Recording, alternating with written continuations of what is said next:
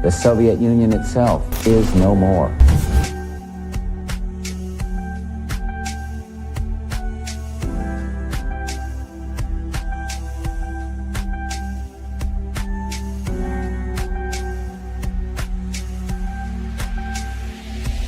The United States military has begun strikes.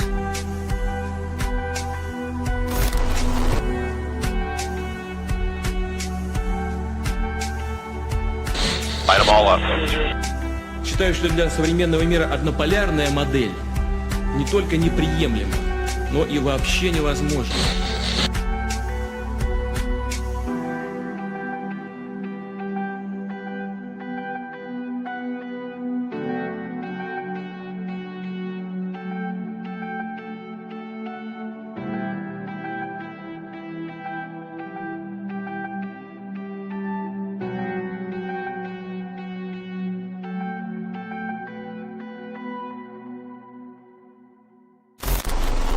Народные республики Донбасса обратились к России с просьбой о помощи. Мною принято решение о проведении специальной военной операции.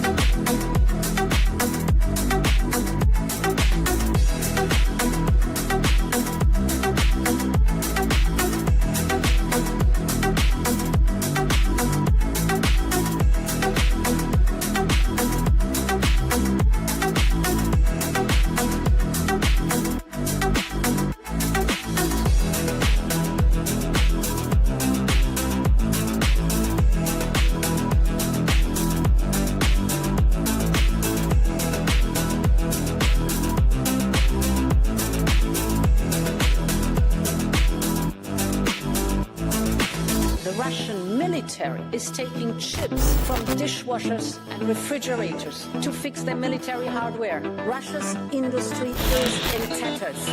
Putin is now isolated from the world more than he has ever been.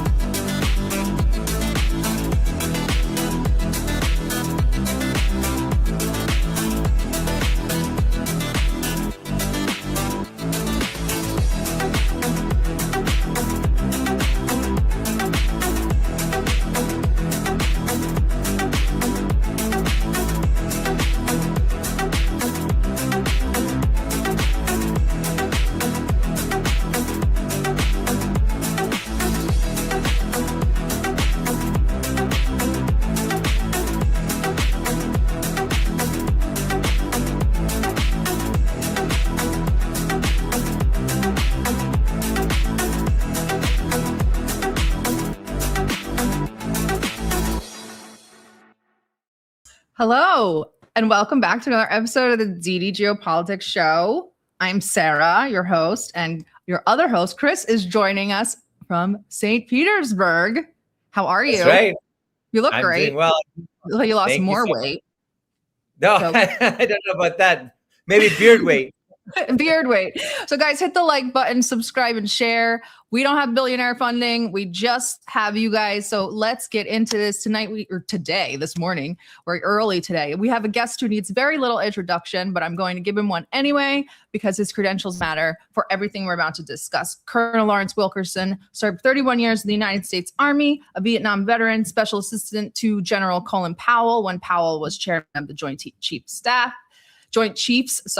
faculty at the U.S. Naval War College, go Navy, hooyah, and from 2002 to 2005, Chief of Staff to Secretary of State Colin Powell. He was in the room. He knows where the bodies are buried sometimes, literally. Since leaving government, he has been one of the most honest and unsparing critics of U.S. foreign policy, the military-industrial complex, and the Israel lobby. He is exactly the kind of voice that gets primary demonetized and ignored by the mainstream media, which is exactly why he's here.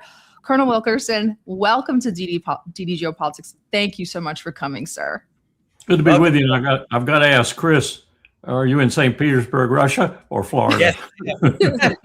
Florida. Good. Yeah, much better than St. Pete, Yeah, Florida. more pertinent to international relations. But before we get into my flight was delayed 4 hours this morning because of the drones. So that's like. Well, definitely not St. Pete, Florida. But Colonel, before we get into the news cycle, I want to ask you simply, you've watched the country's foreign policy from inside for 3 decades, but on a scale of 1 to 10, how bad is it right now compared to everything you've seen? Well, the Council on Foreign Relations put out an analysis, I've only read an executive summary of it, of the worst strategic decision in America's history, and they pronounced it the 2003 war with Iraq. I think they're going to have to reconsider. That's where the world is now. So maybe a 10 or an 11. Yeah. Great. So I want to start. We're in the one right now that I think is frankly going to put an end to American supremacy in the world.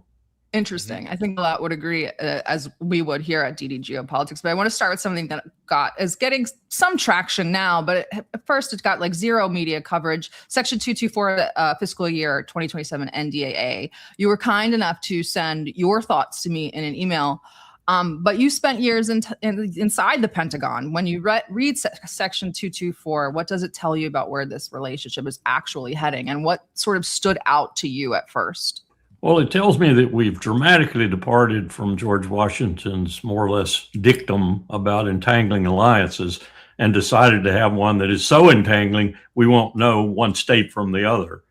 And I mean that in a very, very injurious sort of way for the United States, and ultimately probably for Israel too, because what we're doing is taking it out of any kind of limelight, the kind of visibility, for example, that got Josh Paul to resign from political military affairs at the State Department and leave.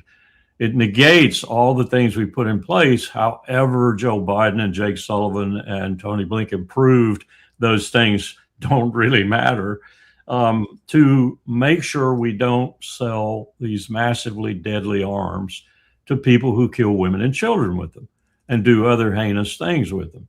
And I was there when the Israelis used an Apache helicopter to fire into a fourth-floor hotel room to kill a Hamas leader and kill 2 little children and 2 women. And we at least demarched them. We sent a nasty note that you're not supposed to be doing this with equipment we have sold you under the provisions we sold it to you. This means a negation of all of that.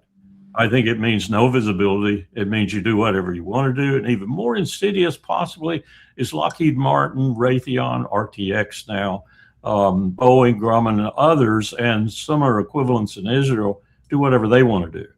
And they do it out of the limelight and out of oversight. So we already have price overruns by a huge margin, worst we've ever had in the history of the DoD and the military-industrial complex relationship. And this makes it's an imitation of more and more disastrous waste of people's money to pay CEOs of companies like Lockheed Martin. Is there any historical precedent for this? I can't find any. We at the Eisenhower Media Network did a sort of a archival search to see if there's any precedent for this kind of relationship, and we concluded, still looking at it, but we concluded no, there's never been this kind of relationship between supposed allies, even friendly states, whatever you want to call it. There's never been this kind of relationship. You can look back at World War II when I.G. Farben and companies in America, read Missouri Mule about Harry Truman's Special Investigating Committee and how he exposed this, were dealing with one another.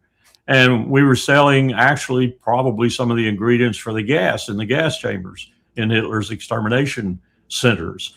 So we've had nasty relationships like that before, but this tops them all because this is state to state and therefore condoned by both capitals.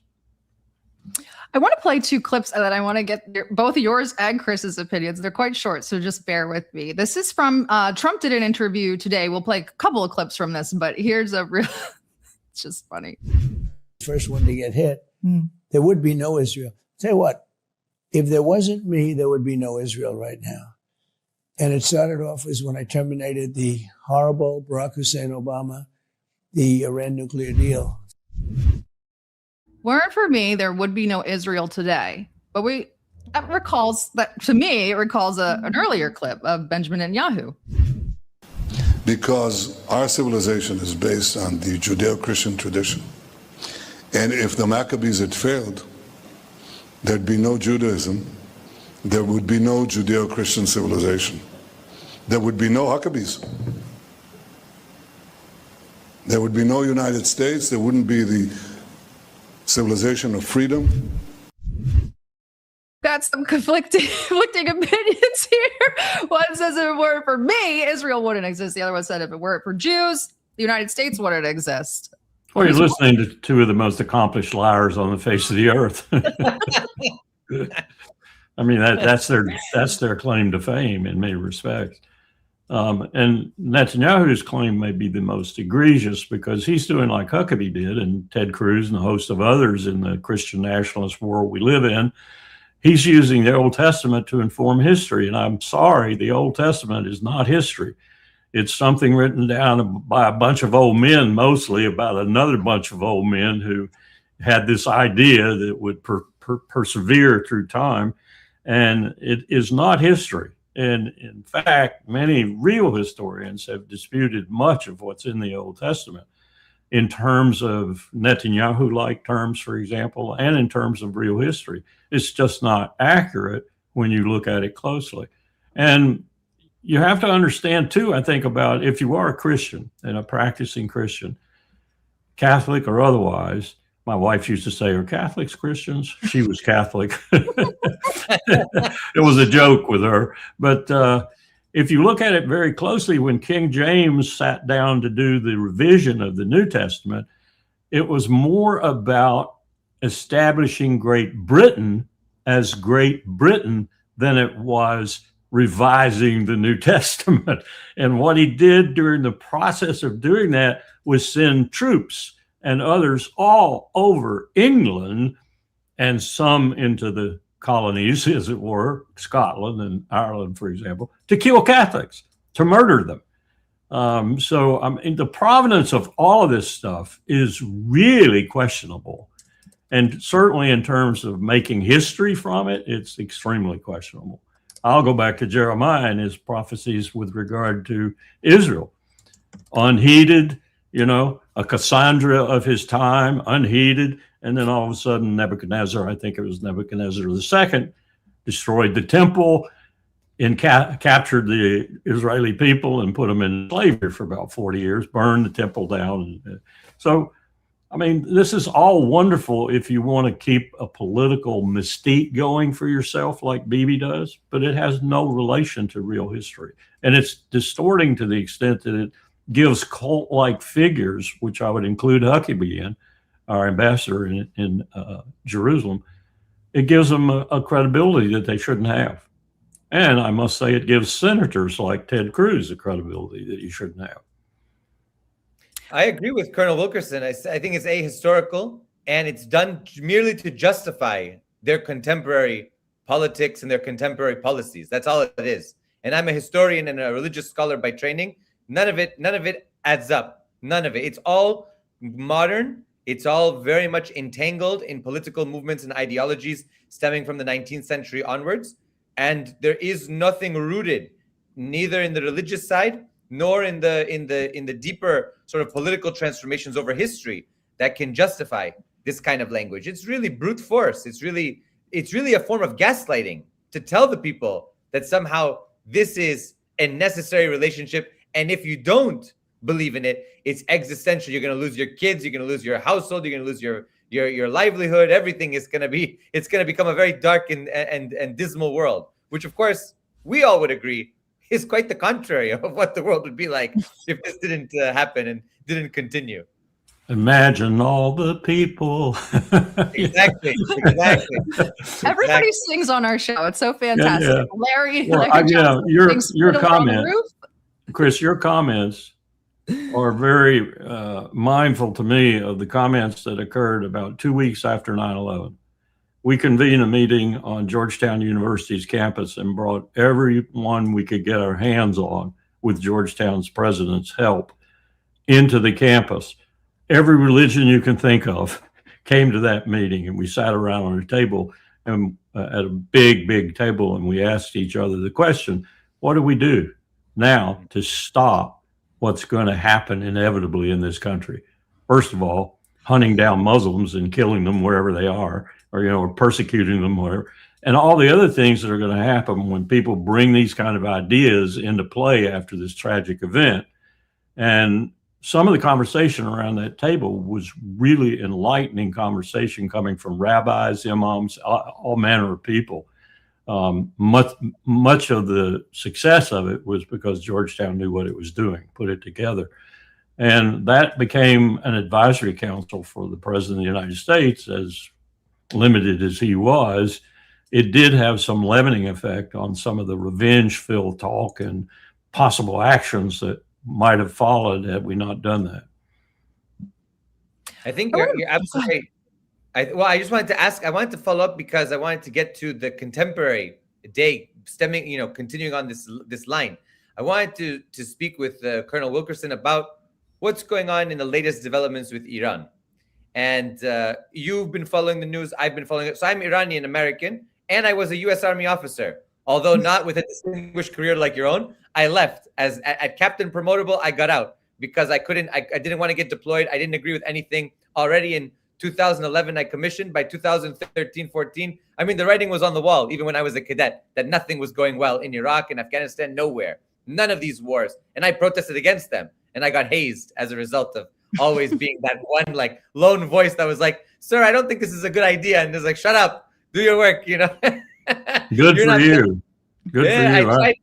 I just got 2 emails, one from a master sergeant who audited my seminar at Women Marry, who's high up in the intelligence business at Tactical Air Headquarters at Langley, and another one from an individual who is Central Command Lieutenant Colonel.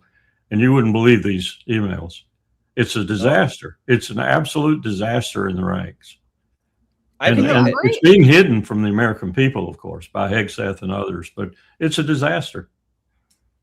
I believe it 100%. And I want to ask you about this because it doesn't seem like, I really believed in the military officer corps as being a learned one that goes back to the Revolutionary War. And maybe you think of medieval times, they were all some of the best educated, reading Thucydides, reading all the classics of the Romans, the Greeks, the Chinese, whoever it is.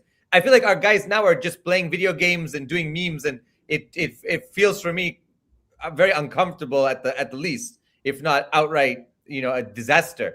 But what I wanted to ask you is, we don't have a clear line as to what the military objectives are, what's being done. You were with Colin Powell, and we had the Powell Doctrine, right, which I learned about, I studied in depth. What's the Trump doctrine, and where are we at now? What is happening with we have a U.S. attacks. They say we agree. We don't agree. We attack. Iran retaliates. How long is this going to go on for? Good question. The only thing I can answer is to quote Bradley Cooper, the admiral now in charge of Central Command, who was the subject of a lot of this email I just described, and his testimony to Congress, which was absolutely typical of a surface warfare officer, but not typical of a 4-star surface warfare officer, one who's gone through the system and risen to the point where he understands the confluence of policy and strategy and so forth. And his answer to Seth Moulton, the congressman from Massachusetts, who himself graduated from Harvard right after 9/11 and went directly into the Marine Corps and volunteered and went to Iraq. And so his question was essentially, what's the mission? Mm-hmm. And Cooper's answer was like a lieutenant commander on the game floor in Newport when I was working up there as a professor, and I would take him into the corner and say, "Don't ever say that, Commander." He said, "Everything's going according to plan." That's not what I asked you. The plan does not outlast first contact with the enemy. I ask you if you're accomplishing your mission. What is your mission? And Cooper couldn't tell him. There is no mission articulated by the commander-in-chief or the Secretary of War, Defense. There is no mission. The mission is simply to drop bombs wherever you're ordered to drop bombs. That is not a mission. That's just an order to take kinetic action. So we're caught in that. We do not have a mission. We do not, therefore, have a strategy to accomplish that mission. We have nothing but Donald Trump as commander-in-chief and Bibi Netanyahu as commander-in-chief number 2. That's all we have. And the military, those who remain, and you're right, Hegseth is weeding out those who remain, who've read, understand history, understand policy and strategy and the nexus between the two, understand what a good mission statement says and so forth, as you were saying. He's weeding them out because he wants lackeys at all rank levels. He wants lackeys because I think they're planning on something. And they do not want a military that is anything but neutral at worst and on their side at best. So they won't fail again. You know, I said January the 6th and the so-called insurrection didn't fail because the system held. It failed because the coup plotters were incompetent. One of the things you have to do, mandatory to do a successful coup d'etat, is to have the state power on your side, the military, or at least neutral and ready to come in when they see the writing on the wall that you're winning. You know, you got to have that. They didn't have it that time. They will have it this time. And Hegseth is fashioning that very military. Interesting. Well, militarily speaking, there was a tit for tat last night, I guess, with retaliation only focused on the Gulf states. Today, I was listening to a conversation amongst people with opposing views to ours, which I do often, so I can kind of get a grasp. And they said that the longer this goes on, the more leverage the Iran loses with the Strait, because people will start to adapt to working around it, and the Strait will become less powerful. What's your opinion on that? And how long does Iran have? People say Trump's kind of a race against time because he has, you know, the June UFC fight, the 250th, and then the midterms and the World Cup. But what about the Iranians? How much time do they have? And will the Strait lose its leverage? That's a very interesting strategic misconception. I can understand how someone might arrive at it who doesn't know Persia at all, doesn't know the region at all. But anyone that knows the region and knows the situation couldn't arrive at that conclusion. What is happening right now is Iran is allowing the Strait to be used and making money off of it, as are their Omani counterparts who don't talk much about it. But nonetheless, they're making money. And the ships are getting through that Iran wants to get through, and the ships aren't getting through that Iran doesn't want to get through, read in some sort of support of Israel. And oh, by the way, the Houthis are doing the same thing again to the Bab el-Mandeb in the Red Sea. So you're not getting through there if you're supporting Israel or even look like you are. But you are otherwise, because the Iranians, unlike we, have absolutely no interest in causing global depression. They simply don't, because they know they would be a product of that or a receiver of some of that. So they want to restore commerce as restored it can be, but not for Israel. And not for any of Israel's acolytes like the Emirates. So they're doing exactly what they want to do, and we're helpless to prevent it. Every now and then we try. We say we got a blockade. We say we're going to attack this, we're going to attack that. It doesn't work because they have, as President Ahmadinejad, looking me right in the face in New York at the UNGA that year, said to me, let me see now, who is it that's the problem in the Persian Gulf? Iran has 1,875 kilometers roughly on the Persian Gulf. The United States has how many? None.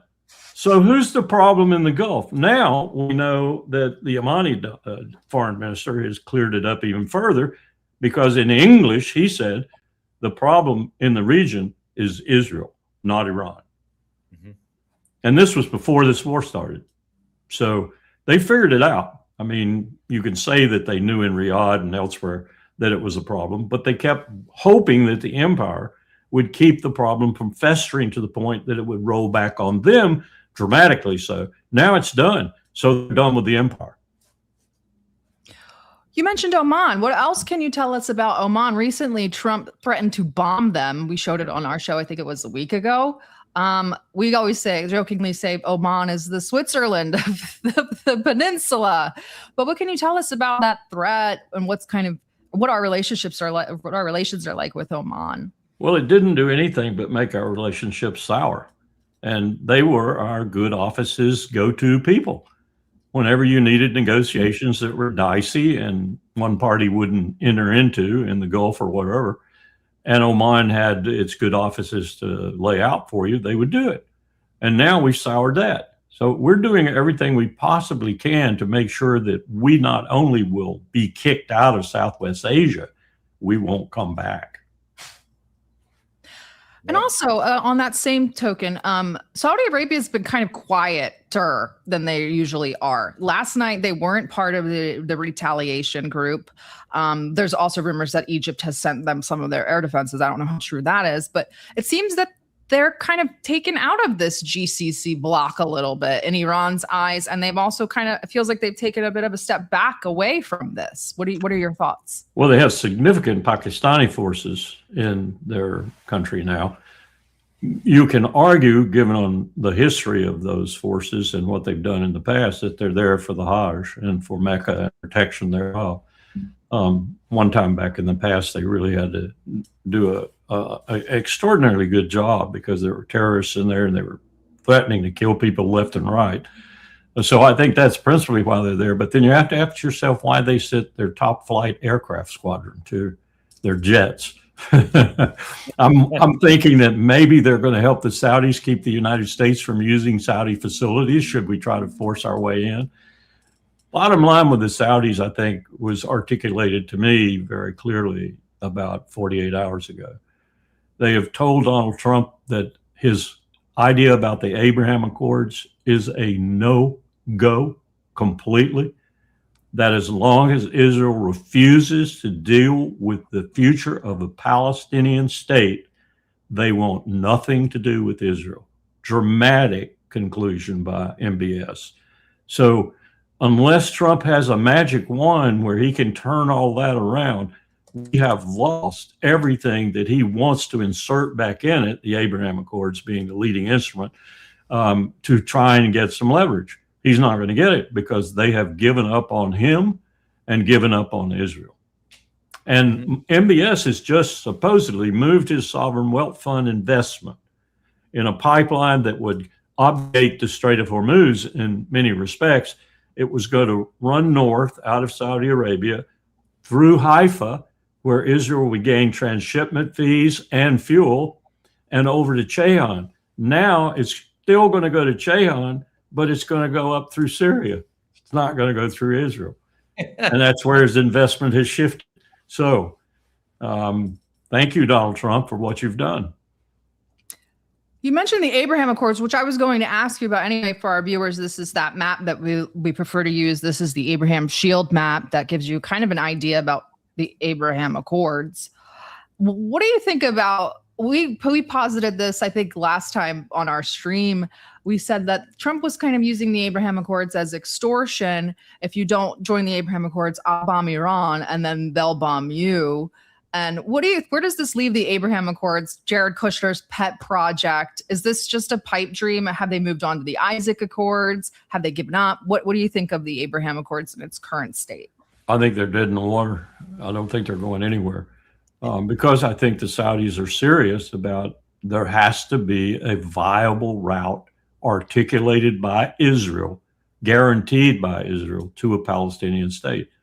And under this administration, that's never going to happen. And what's really happening right now in Israel is really worse, because what's happening is Netanyahu is in trouble politically and very well may not be reelected, not because he's seen the light, not because he's found Jesus, as it were.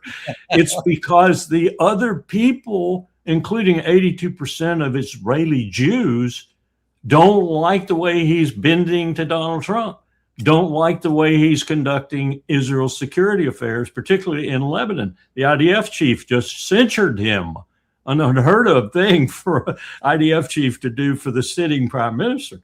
And he censured him on military matters. And that's what they're going to attack him on in this election and defeat him. He's not being tough enough. He's not finished off Hamas in Gaza. He's not completely annexed the West Bank. He's not gone into Syria as forcefully as he should have. He ain't defeated Iran. And he's getting licked in Lebanon. That's where they're going to defeat him. And so it's a worse situation arising rather than a better one with him departing. I hate to say that because I think one of the boons on the earth would be Netanyahu going to his grave, frankly. I wanted to ask you, Colonel Wilkerson, when I was a young cadet, we read about the Millennium Games, or at least I did. I was very fascinated about Millennium Challenge, yeah. My old general ran them, General Van Riper. Yeah, yeah. So I wanted to ask you about it. Because we're living through it. I believe it. I believe everything that was. It's not like for me. All you have to do is crack open a book, which none of these politicians have done since primary school. Crack open a book, read what others have done, and then say, "Oh, wait a minute. Maybe this isn't a good idea." Tell us about that challenge, about the sort of blue force, red force, all this kind of that happened there, and what it really indicated at that time, which was what, 3 decades ago? Yeah, 2003. So 2002, 2003. I just had an occasion to meet with General Van Riper down at Williamsburg. I gave a talk down there, and he was at the talk. He's 88 years old, I think, now, and he's just as chipper as he ever was. And we started talking about it. And you're right, that game was conducted against Iran that was probably 40 to 50% less powerful today or then than today. And yet in that game conducted according to Hoyle, I mean, he was director of the Marine Corps Development Education Command. That game showed we lost. He was even directed to conduct it a second time because they didn't like the fact that we had lost. He did, and we lost again. And it should have edified people. You know, they should have taken note.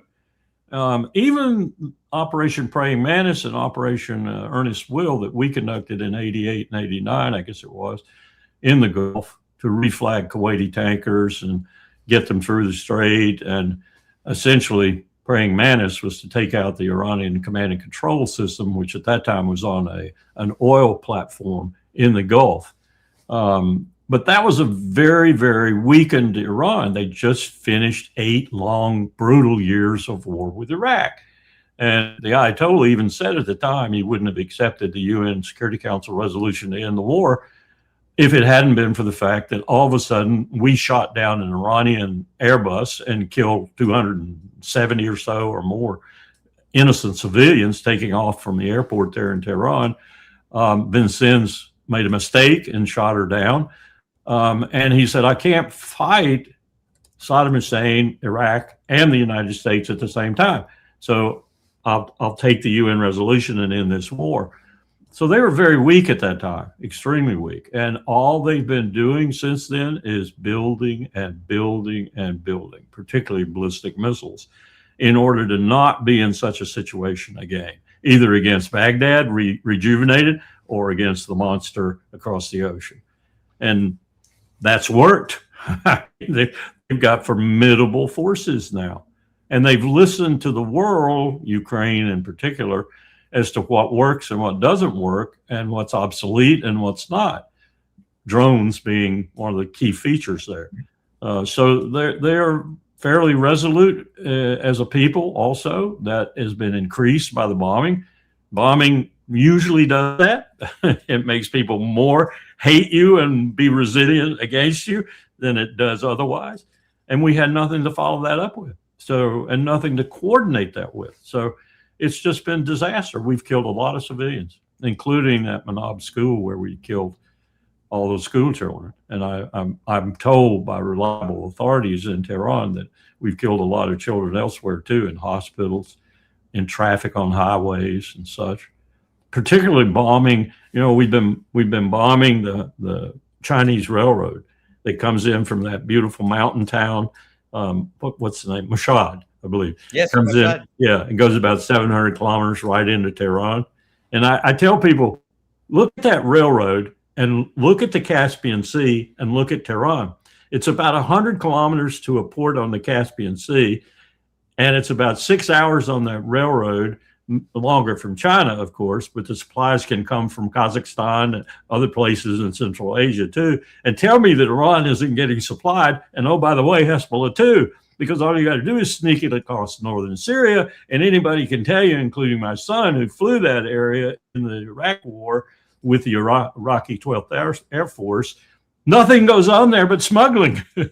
They smuggle everything. They smuggle food. They smuggle diesel. They smuggle gasoline, tires, everything. He observed the border every night. He said, Dad, there was no terrorist activity. 6 months he did this. There was no terrorist activity, but there was so much smuggling. It was incredible. Yes, it's true. It's their life. It's their life. It's the way they make money. I'll tell you, Colonel Wilkerson, I fought in Syria. I volunteered. I went there. I worked with Wagner. I worked with Syrian Arab Army. And I spent a year in 2017 fighting against ISIS. And one thing I didn't fight for the US. I fought for the Syrians. What I found out was everyone has a price. You said, this Arab guy who was in this Daesh village, in this ISIS village, he said, if you paid me $300 more, I'd become Christian for you. Wallah, yeah. I'll join a Christian militia. Well, Torquemada sat behind the Inquisition desk and said, will you become a Christian? No, death. Will you become a Christian? Yes. Yes. I'll become a Christian. I want to go back to you mentioned Bibi's kind of approval rating or vibes inside the country. And I want to go back to this call. I asked people yesterday, you're effing crazy. And again, notice the author and the publication. This is from Axios, Barak Ravid, who we all know is an inside trader using his articles to, I guess, create market volatility. I asked people if they even thought that this call even happened at all. And most people gave mixed answers. Here's Trump doubling down on it this morning. You were angry with him. You said, are you effing crazy? What are you effing doing? I helped you stay out of jail. Is that true? Did you speak to him in those terms? I did. I wouldn't say angry. I was a little bit perturbed at his constantly fighting with Lebanon. At some point I said, Bibi, we got to stop this. We got to stop it. But I have a very good relationship. We've done well together. He always says, we could never have done it, but everybody knows that we could have never done it without the United States. But I've worked very well together. I like Bibi a lot, and I've worked very well with him. We had I'm a wartime president. He's a wartime prime minister, very important part of the world. And I think we've done, very well. We've gotten along very well together. What do you make of the phone call and the contents of it? I think it was pretty much as advertised, and I understand from others who've given me information besides Axios that there were several effing words in there. And I will say something else too. I've had people who were fairly close to Donald Trump way back, and they tell me that he despises Bibi Netanyahu and that Bibi Netanyahu despises him. They get along, and they have to get along, because it's the closest relationship that America has with any other state in the world. And it's an essential relationship for Israel. They wouldn't exist if the United States weren't supplying them. That's a statement of fact. They would have been overrun a long time ago. And maybe even other critical factors would have played too, like when Golda Meir was threatening to use a nuclear weapon in the 1973 war, and other similar episodes. And the story of how they got nuclear weapons is just a story of perfidy, French, British, American, and all the things that South Africa did to allow them not to conduct just one, but 2 or 3 nuclear tests. By the way, Iran's getting ready to conduct a nuclear test, probably. It's about 60% assured now, I think. And it's a long backstory, but we knew it was going to happen. We knew that they had probably reconsidered once the Ayatollah was killed, the way he was killed. And we're going to have a wholly different situation when Iran explodes a weapon and everybody knows that they're a nuclear power. An entirely different situation. The question is, will it be more positive or decidedly negative? Are you corroborating the rumors that Larry Johnson and Pepe Escobar have also stated that Iran does have a nuclear weapon? Not just that. Professor Emeritus at MIT, Ted Postal, and I have been talking about this for a long time. And I agree with him. And I did the negotiations up close and personal with North Korea when Kang Sak-ju and Yi-gun turned to our representative in Pyongyang and said, put your economic package away. We already have nuclear weapons. We have 6 to 12 of them. Boy, what a shock that was for Jim Kelly to get that information, and even more so to bring it back to Colin Powell. But that's how quickly they got them, and we thought they were still, months, if not a year or two away. They already had 6 to 12 weapons. So Ted's theory is that they have something underground, deep underground, unknown to Mossad or CIA or any intelligence services except possibly the Chinese or the Russian. And they have all the ingredients there, and they were just waiting to marry them up: warhead, fissile material, missile. And they've done that now. And Ted puts a 60 to 80% probability on it. And when Ted does that, I listen.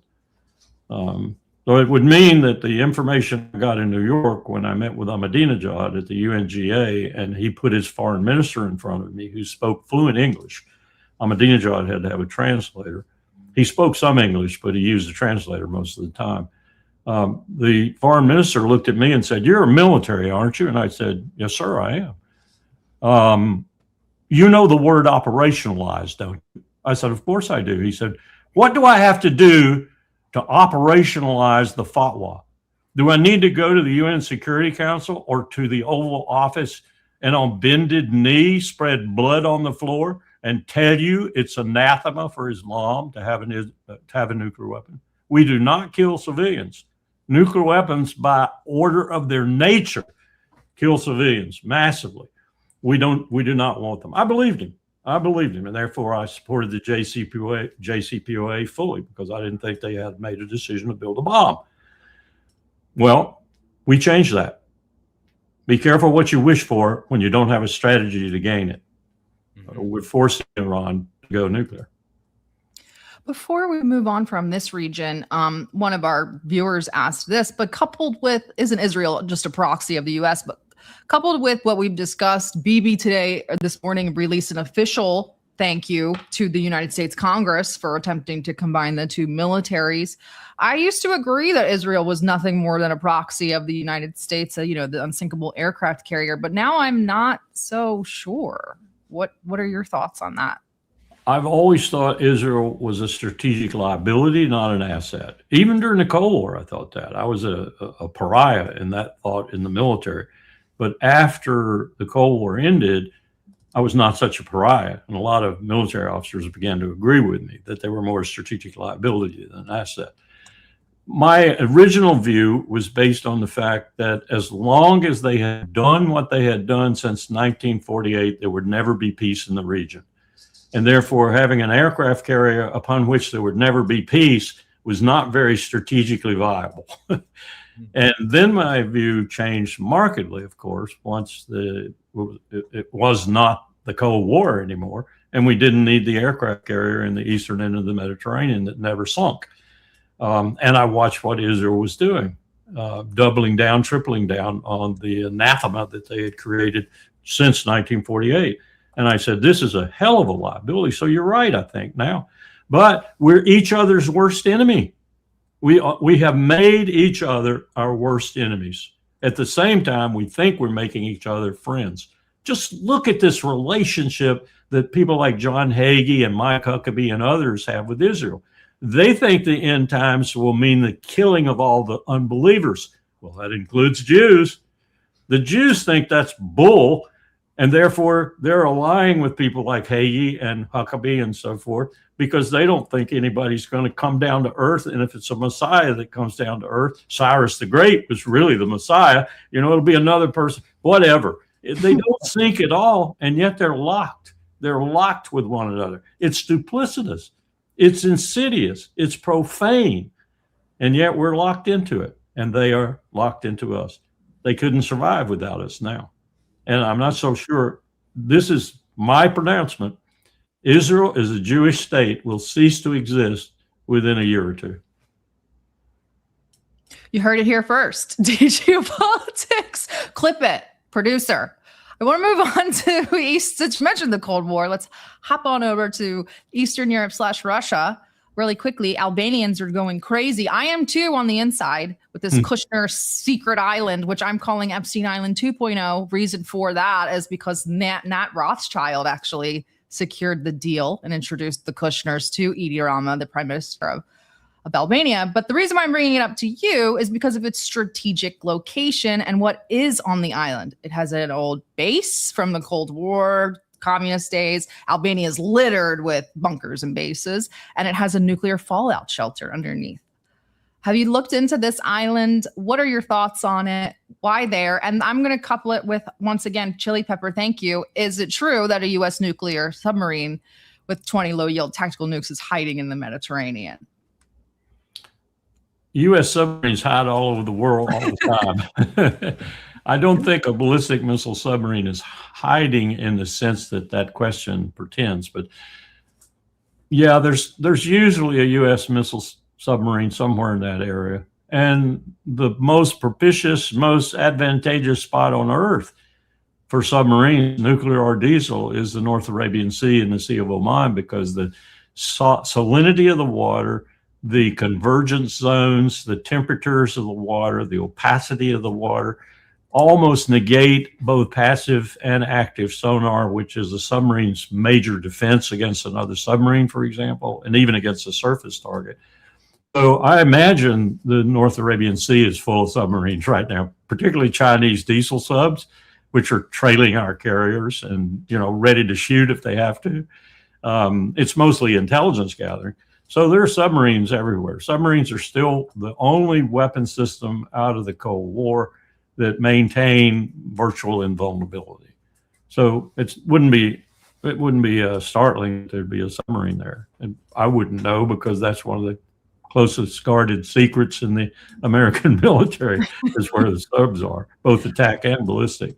But it's a good question, because I've been wondering what would happen if we suddenly had what happens in Pacific exercises, for example, which I'm most familiar with because I was out there for so long. Most of the time, the carrier would end the exercise, like Pacific Rim or whatever.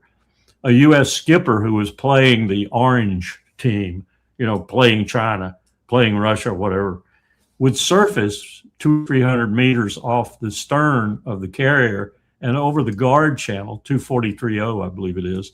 Over the guard channel, he would come up and say, "Bang, you're dead." In other words, telling the carrier, all of your defenses just failed, dude. I'm within torpedo range and I could have sunk you. And that's the reality of submarines. And it's the reality of aircraft carriers and other surface combatants too. They're passé. $16 billion sailing on top of the ocean, that's passé. It's not needed anymore. Worse, it's going to kill 5,000 Americans in one fell swoop when it is proven that it's obsolete. And yet we keep building them. We got 2 on the ways now, one coming off at about 16 bill, and we got another one coming off with John F. Kennedy, I think, in a few years, and it's probably going to rise to something like 22 or 23 billion. So you asked about Albania, though. Let me give you the backstory of Albania. I got a call from a friend. He had just been assigned to be the deputy chief of mission in Tirana. And we talked about his boss, who is ostensibly the person he was dealing with was the equivalent of the DNI in our country. And I said, "David, why are you calling me?" He said, "Because she wants to read all about Colin Powell because he's her hero and wants to know all about Colin Powell." Long story short, I said, "Okay, let's talk." We haven't talked since. And I suspect it's because, one, he's detected the nature of my podcast, and two, because I had a come to Jesus talk about what I think of Albania, which right next to North Korea and Ukraine itself now is the #1 criminal state on the face of the earth. So there's no surprise at all that Jared Kushner fell into that nest of thieves. I mean, this is a guy who is now instrumental in getting Palestinians killed even more in Gaza because of his neglect or his intent with Netanyahu in the Gaza Humanitarian Foundation, which is doing nothing to help the Palestinians and helping Netanyahu continue to kill them. So this is a reprehensible individual, Jared Kushner. I mean, I can't put it any better than that. Reprehensible individual. And now he's dealing with one of the most reprehensible criminal states on the face of the earth. Yep. Stay tuned for Epstein Island 2.0. Yeah. Or worse. Yeah. And right there where the conduit is, you know, the number one crime in that region is not drugs or arms. It's trafficking in people. Humans, yeah. Human trafficking. Yeah. That's why and increasingly organs, human organs. Think about the IDF harvesting organs in Palestine. You remember the Kosovo Liberation Army? You remember that Kosovo? Oh, yes. That was its mission, basically. Yes. It did that. It took Serbians, it took others, and it basically harvested organs, prisoners. It was horrific. And they are still walking free. Not only that, I think Kosovo has the largest military base of the United States in Europe. It's a disaster, and Putin and Yeltsin before him were right to comment that they weren't going to recognize that as an independent state because they recognized it as to what it was. Yeah, you know, it wasn't just a defense of Serbia; it was also a statement about what Kosovo really was. Yes, absolutely. Before we let you go, let's ask about the other psychos in Eastern Europe, up in the Baltics. Utilizing... I thought you were going to ask about Merz. They're all together, really. We call them the three chihuahuas. You know what? Yeah, go ahead. At least Elizabeth Weidel is getting ready to give Friedrich Merz the marching orders. She's the head of the AfD. And it's just a matter of time because they are going to get the vote. And they will form the first government in Germany that actually represents a majority. It might just be 52, 53% of the German people. And it's going to change Germany completely. First thing she's going to do is deal with Moscow. Inshallah. I hope so. Yeah, inshallah. Speaking of Moscow, actually St. Petersburg, Chris, you're there. Why don't you talk about the attack from who knows, and the fact that Estonia, Latvia, and Lithuania, NATO members, are allowing Ukrainian drone units operating from their territory to strike Russia. Well, this is something that we've known for a long time, that the Baltic states and actually a lot of these European countries allow their airspace and their territory to be used by special operators of the Ukrainian army, SBU, also by the drone units.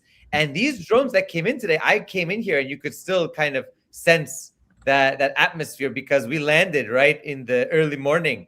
We were supposed to get in very early so that I could make all my plans. I got in and quickly had to run to the forum to give my speech.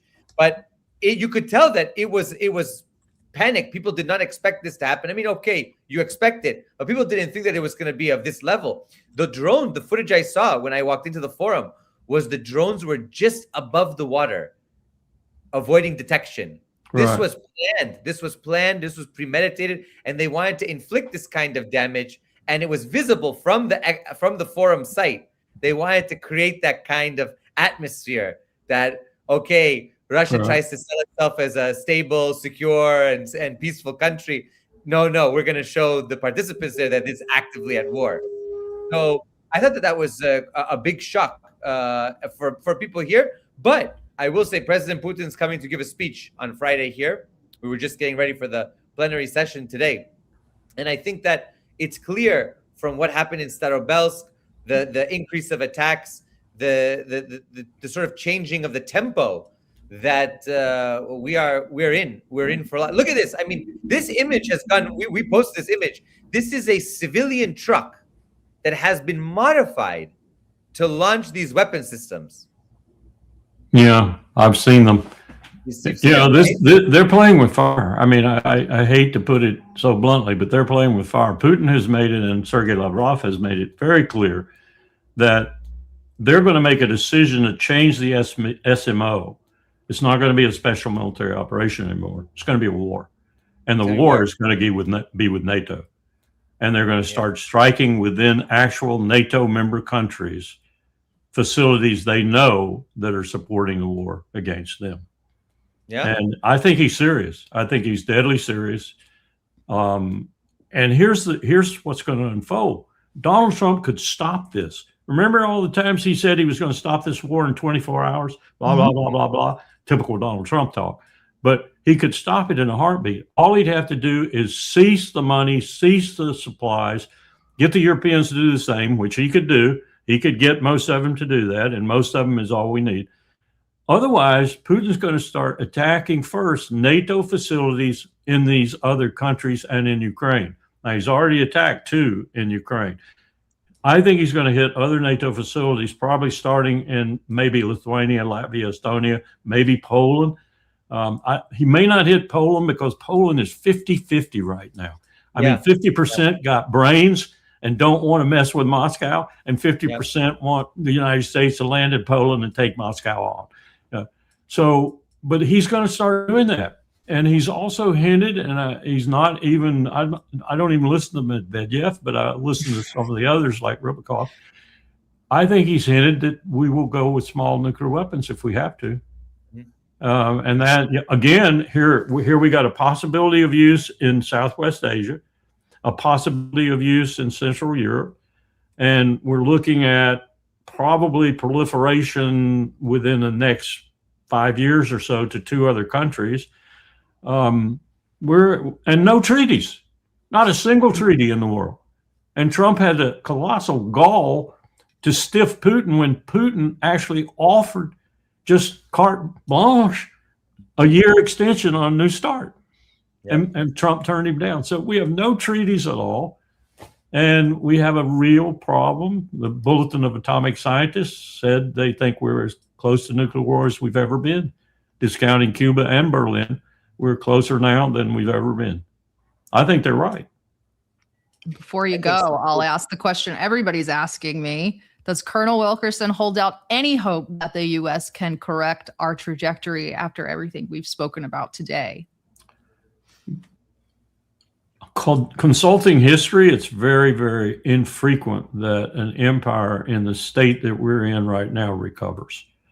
I mean, you could say, okay, Eastern Roman Empire recovered by adopting Christianity. Constantine was not a fool. You could say there were others that modified their behavior, if you will, or were forced to modify their behavior and survived for longer. But we are looking very much like we might actually be our own worst enemy. By that, I mean, we might dismember. We might fall apart. And it's going to start, and watch this very closely, with the midterms. And with either a resounding defeat of the Republican Party that will not be accepted, or declaration of an insurrection surrounding some of the things they do with ICE principally to keep the elections from being against them. And we wind up with a civil war. And then the question becomes, has Hegseth fashioned the military sufficiently that it will take part? Has he fashioned ICE significantly that it will take part? I'll answer that latter question because I know some of the people in ICE. They're the same people that marched in Virginia when they were pulling the Robert E. Lee statue down. These people should never be in a uniform, never be in a uniform. Several of them were in Minnesota involved with those deaths up there. So we got the brown shirts already. ICE is the brown shirts. This is going to be a very dangerous period, extremely dangerous period. People say we can't fall apart. We're too intact. We are the most disparate nation fused together in the history of the world, in many respects, of our size and power. We could fall apart easily. I could even define the different countries that might be created. Cascadia, please. Cascadia. Pacific Northwest with Canada, you know? Yes. I want my Vermont Republic. I want my Vermont Republic. Yeah. Texas will be with no one. We'll be with Israel. They own the grid and the water. If Governor Abbott is in place and Paxton gets elected, they probably will. This has been an amazing interview.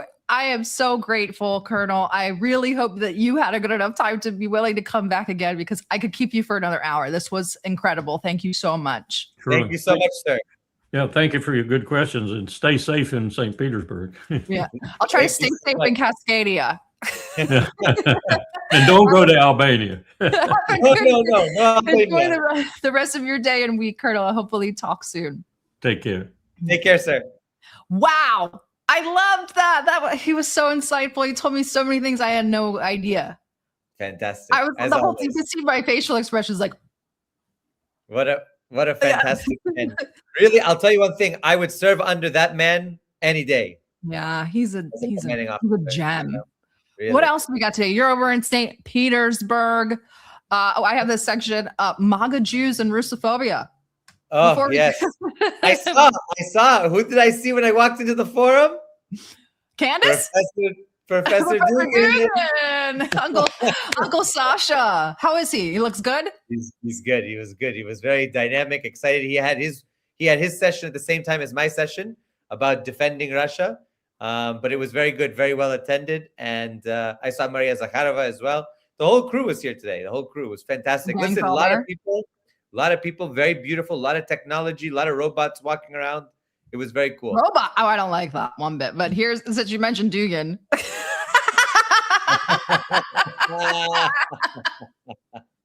Psycho psyop. There it is. Oh my God. He's got everybody triggered. Candace has everybody triggered. Loomer's completely off the rails. She says that Loomer Unleashed is on the ground in Ukraine. Russia could do the funniest thing right now. I'll just say the same thing that the right-wingers say about like Jackson or Chris. Russia could do the funniest thing right now. Listen, Russia, Loomer is actually not Laura, but Larry. You know it's true.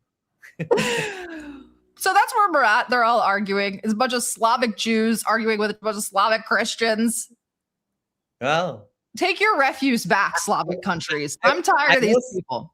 I will say on the plane today were two women that I instantly knew which country they were from. And I saw one of their passports and they were loud mouthing that Hebrew language the whole fucking flight. And I was like, shut up. I just want to sleep. And they were the only two. Everybody else was quiet. And they were like, they were going off on each other. So I was like, I hope they're not going to the forum. It's funny because I was arguing with the producer a little bit the other day. And he wrote some notes for this show and mentioning that Laura Loomer, Ben Shapiro, and Mark Levin are all Russian. They all have Slavic backgrounds. Yeah. And it's just interesting that how anti-Russian they are. And I think that's like something that really needs to be explored. Well, I think they are harboring resentment for the pogroms. But you know, the Tsar said it. What could you know? Why are our most maniacal Jews from the Eastern Bloc? Kushner's from Belarus, Shapiro's from Belarus and the Baltics. Laura Loomer is from where is she from? I don't remember. She's from Russia, and then Levin is from Ukraine. There you have it. They left. Thanks, Stalin. Thanks, Stalin. Well, you can thank Stalin authentically. I can thank Stalin sarcastically because you're reaping the benefits of Stalin in USSR. And I'm reaping not benefits, the punishments over here. I've got all these Slavic Jews going crazy, these neocons. They are. Anyway. They're Khazars, ultimately. Yeah, somebody asked me the other day, why do they have such like almond, like round, like almost slanted eyes? It was like, they're Turkish Asians. What are you talking about? What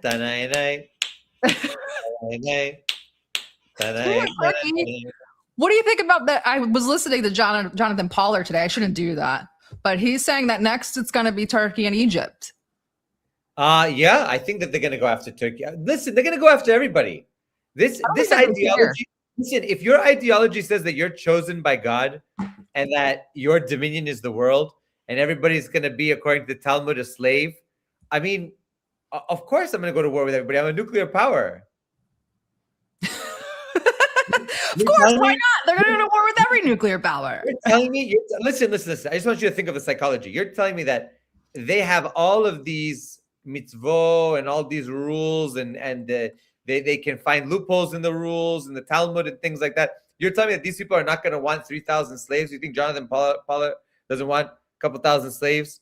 Rub his feet, take care of them? I don't know about these Christians that worship in one Jew when they should worship all of us. No. It's that rabbi. You remember the rabbi? He's like, and they have J.C. Penney. That's Rabbi Mizrahi. He's doubled down. He said 6 million people have to die, 6 million Gentiles. And somebody asked him the other day, like, do you really believe that? He's like, yes. Yes. Yes. They chose that despicable Nazarene. The Nazarene. Anyway, what are you going to do tonight? It's still early. Are you going back out? Yeah, I'm gonna go check the messages, see what's going on. There's a lot of parties happening, a lot of shenanigans. We're gonna let you get to the parties because I need to live vicariously through you. Thank you, Mo. All the other super chats I got to you guys. Hopefully you were satisfied with the answers. Other than that, we'll let Chris go out to the party. I told him his task is to schmooze and booze everyone. Yes, so he's gonna go do that and enjoy it. And we will see you guys on Sunday. Lots of love, everybody. Take care.